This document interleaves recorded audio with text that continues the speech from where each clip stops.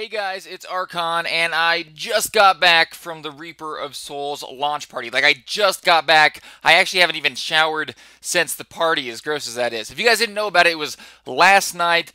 Big party with a bunch of the Diablo devs and fan sites and other streamers. It was super cool. It felt like a mini BlizzCon, and I was fortunate enough to be able to stream during the event right after the Q&A, and I was streaming right next to Day9, one of my favorite streamers, really cool guy, and then of course my friend Datmods and Shinobi were there as well, and we all got to stream during the event. It was a lot of fun, and I just want to make this video because a lot of people asked me about the build I was using as I leveled from 60 to 70, and I thought I'd just share it with you guys. I'm sure we'll be going over a lot of builds in the coming weeks because I'm going to be playing a lot of Reaper of Souls and I want to experiment a lot. So here's the first one. I'll show it out with you guys. It's kind of like a stun lock build. It helps you be a little bit more defensive if you don't want to worry so much about damage. And I actually put this together because I wasn't playing a bunch at 2.0. I got busy around there and didn't get to gear up a lot before Reaper of Souls come out. So I knew my damage was going to be really low, but I still wanted to be useful to the group.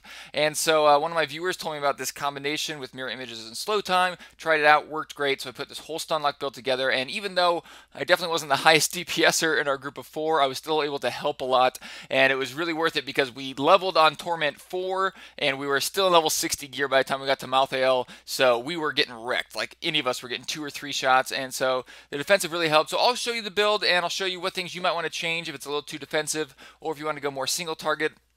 So the build is really relying mostly on this combination, as I said, with mirror image and slow time. So mirror images seem to cast pretty much any spells you have equipped at that time, but certain spells they'll prioritize over others, and one of those spells is slow time. So if you have slow time on, they'll cast it pretty much immediately after you're casting your mirror images, and it works on any mirror images rune. So I was using duplicates so I get 4 of them, and as you'll see as I'm playing, when I cast duplicates, 4 slow times usually go up almost right away. Now the slow times don't stack with each other, but this rune, Point of No Return, is really good for having a lot of slow times. It makes it so when an enemy leaves or enters the slow time bubble, they get stunned. And so with my slow time and the 4 mirror images, that's 5 slow times. Any enemy leaving or entering is going to get stunned. Now we did test it a little bit. If they enter a slow time, they will get stunned, and if they leave it after that, they won't. So in other words, each enemy can only get stunned by each slow time bubble once. And we also tested it with Teleport and Fracture, which is the teleport rune that allows you to summon 2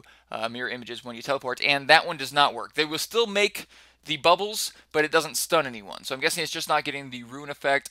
Tried some of the other slow time runes, but that one seems to work the best, and you can just get a lot of stuns off. If you cast a bubble on them, it won't stun them, but if you cast a bubble on the edge of them, it will, and once you have lots of bubbles up, as soon as the enemies start moving, they just get stunned. And so to top that off, to add to the mirror image slow time combo, we also have Illusionist on there, especially when you're playing on harder difficulties, which is where I think you would use this build. I don't think this build would be worth it on lower difficulties.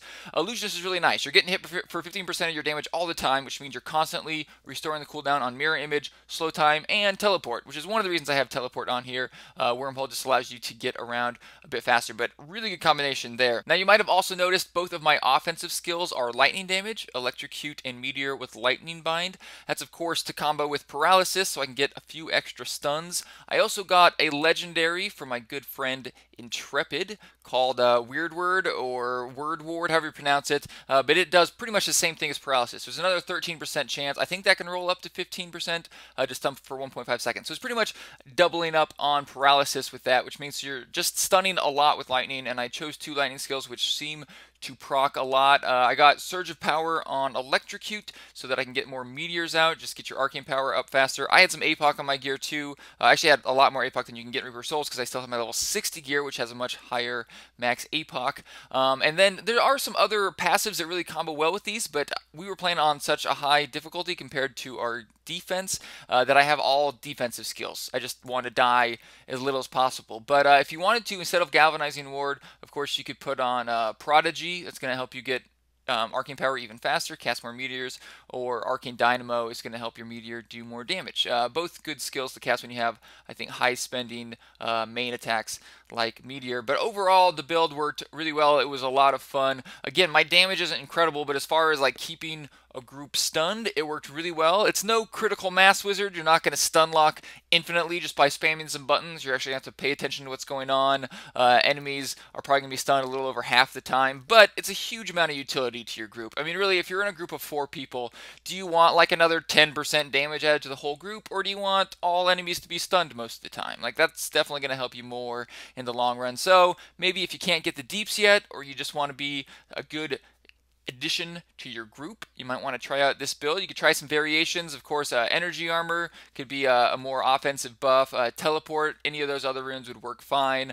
I think duplicates is probably the way to go with this combo, and we didn't find any slow time runes that worked well, but of course you could try it with different damage other than lightning. You're just getting the extra stuns from there. There's also some other legendaries that are going to extend your stun duration or increase the chance for you to stun enemies, so there's lots of other legendaries you could combo with this. I just haven't collected any of them yet, but I'm going to keep collecting legendaries, trying out new builds, and I can't wait to show you guys what I find. I'll have some more videos coming out soon about the announcements they made at the Reaper of Souls launch party, about new builds I find, about everything else we're doing on the stream. I'm going to be streaming a lot every day for at least 4 hours, more if I can. I still got other stuff to do, but I'm really going to put as much time as I can into the stream because I really want to get in Reaper of Souls, play with you guys. I have some cool ideas for the stream, so I really hope you guys will show up there. Let me know if you try out the build or if you find any other variations that you think work well. I love to read your opinions in the comments. Hit that subscribe button if you enjoyed it, and I'll have another one for you soon. I'm right next to day 9 right now, guys.